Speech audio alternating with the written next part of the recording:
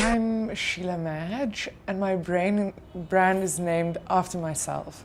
It's my granny's name, which I think is really unusual. I've Googled it, Facebooked it, I've never seen another Sheila Madge. So I think being born with that name, it's perfect for a label, you know, like Christian Dior or Coco Chanel or, I don't know, let's pretend I'm as fabulous, but for now I'm just Sheila Madge.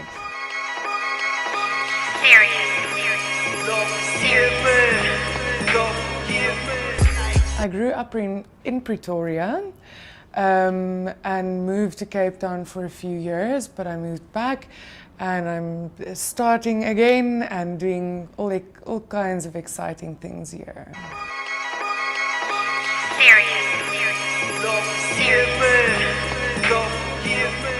I did study fashion, but I also studied fine arts and publishing, and then I studied fashion lastly. I studied in Cape Town at Fidisa.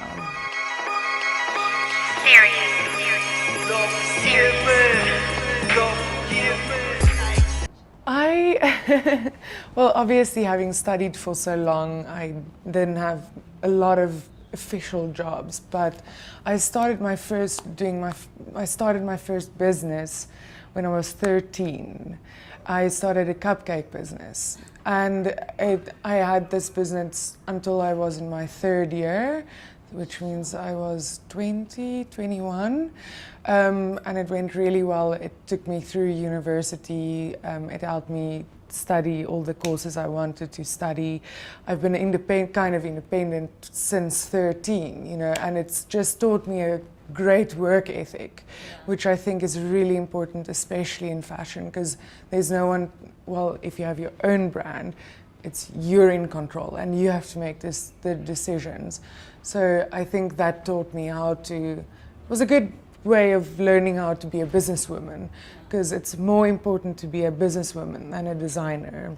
I think they should go hand in hand, but designers should always remember that the business comes first, then the design.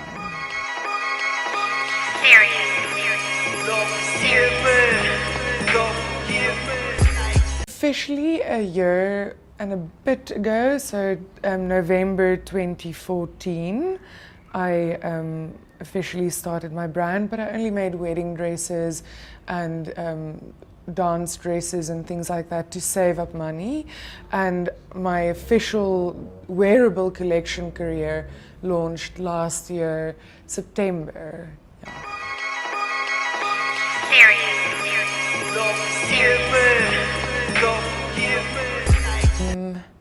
Well, it's something everyone knows, but having started my fashion business, I truly learned that you should start as soon as you can with anything and work as hard as you can. My granny has the saying, begin Januari. It means start in January, which is kind of a euphemism to say just get down to whatever you need to do as soon as possible, don't lag, and having fun with it. Yeah.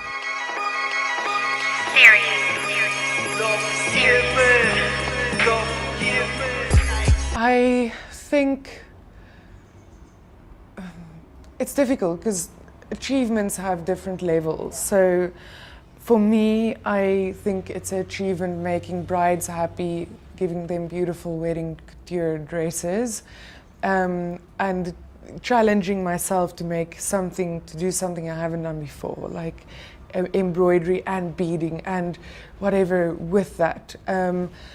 And I guess from an outside perspective, SA Fashion Week showing last year, that's a great achievement. Another personal achievement was to design a dress for Inge Beckman, the singer of that used to be Lark. That was amazing, one of my childhood dreams. Yeah, so I've had a few things that I would see as achievements.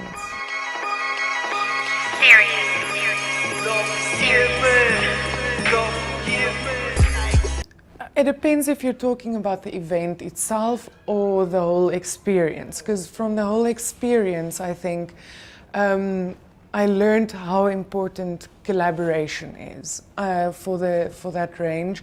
And this that I'm wearing now, it was a collaboration with an illustrator called Andel Olivier. And I just realized in South Africa how important it is to work together, to stand and go and grow.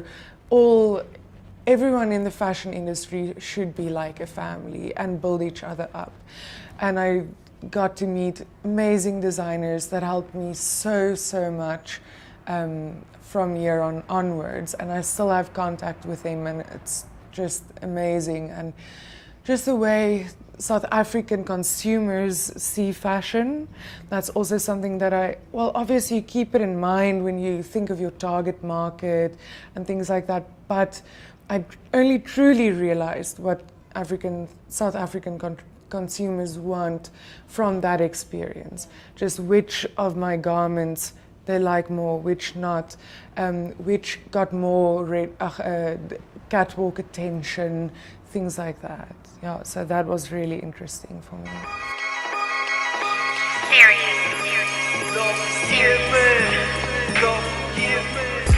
I think of myself as an emerging designer still.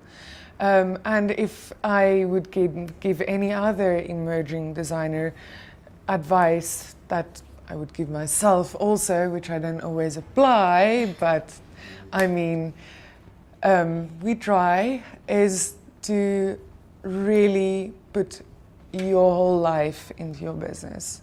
It's not just a business, it's a lifestyle. Your name, your life, the way you eat, everything is part of your brand. So whatever you do should be in such a way that it builds on what you believe and what your brand portrays. That's really important. And to start early as you can. Figure out what you want to do and build and create and explore. Exploration is really, really important, because that's how you figure out this is not going to work, that is not going to work. Target market, in my opinion, can be malleable. So with globalization and localization, people of certain ages, certain income groups, that kind of stuff doesn't really matter anymore, in my opinion. It's more about people's personalities and identities. Because if you're poor but you really want something, you'll save up or you'll work to get that garment because you believe that will build on your identity. And if you can create a brand that brings that out of someone, that could grab someone so much that they could live in the streets but buy your garment, then I think you're successful. And strive to do something like that, not to build your brand for yourself, but for people that could find meaning in life through it. Otherwise, rather become a doctor and save lives. You know, we should save lives through fashion. Otherwise, it's meaningless.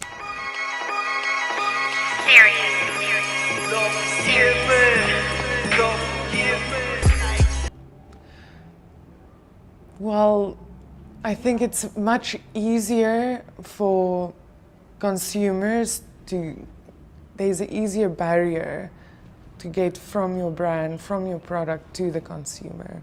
In all social media channels, it's so easy to reach people, but it's also really hard, especially in South Africa, because people are still, they want to feel, they want to fit.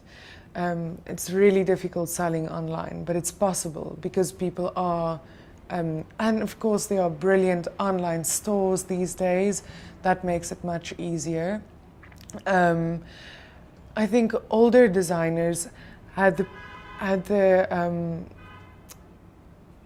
they were lucky in the sense that they were very fewer, they weren't as many designers, so you reached a broader scope of people because you were specialized.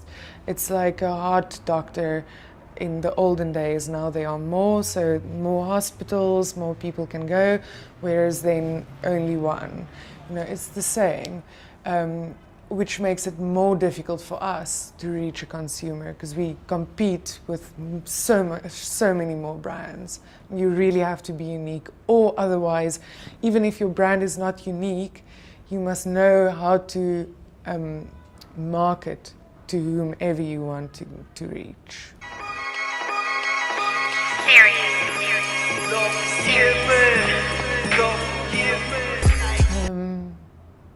In the industry itself, I mean, I haven't been long in the industry long enough to know what should be changed and what should stay the same.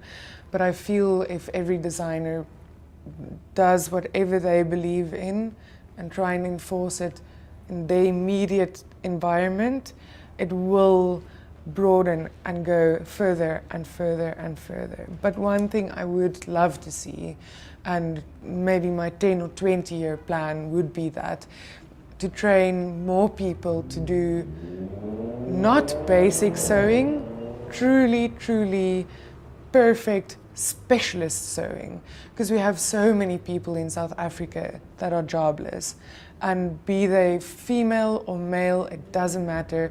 We should teach them from smaller ages so that they grow into the industry, and that would be lovely to see.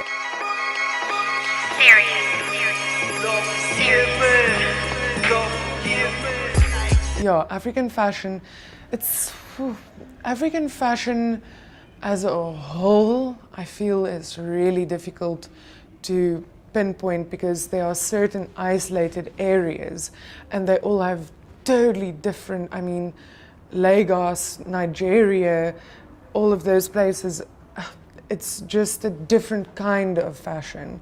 So to link all of the countries in the continent in a way, I mean, we all have a similar flavor because we're all of the same people.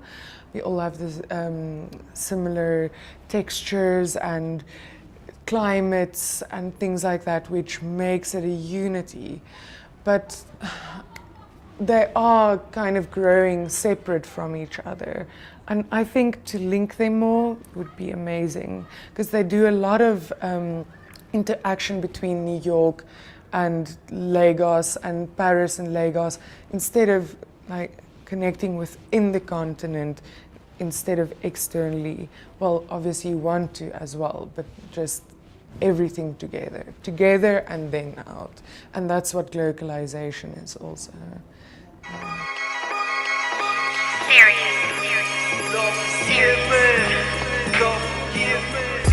I really want to build my ready-to-wear ranges. It's not quite ready-to-wear. I always try and have some pieces that are more brand builders, almost unattainable, really the special pieces, and then within it filtering down to really accessible garments.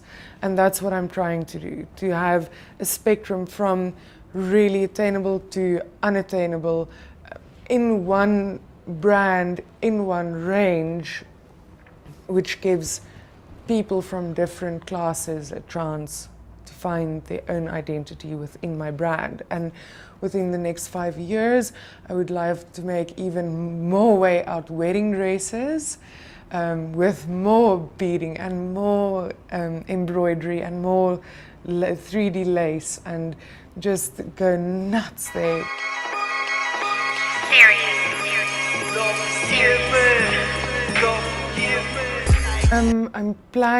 I'm taking part in another SA Fashion Week competition, and if I go through, then I'll show at Fashion Week at the end of March, beginning of April once more. And then from then on, I'll do a few of guerrilla shows, maybe here and there, and a few shoots. Obviously, I'll build on my online presence, social media, all of that. Yeah, so that's it.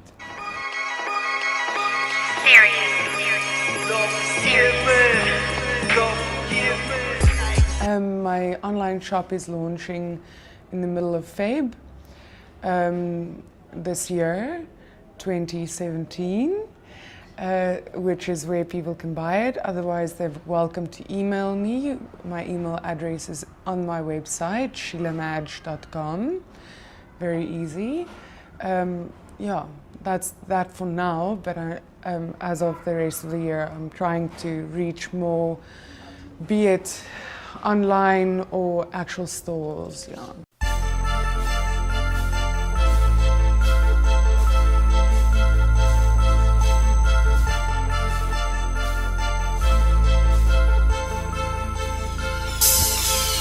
True story, my team straight. Your team weak and your team fake. You shouldn't even speak in my team space. Paper chase, cause paper makes me go round the world, and that, son, is what my team makes. So I'ma go hard. Stop me if you can, cause I know that's your plan. So I'ma go Godzilla on these niggas, Triller on these flows, building on my figures.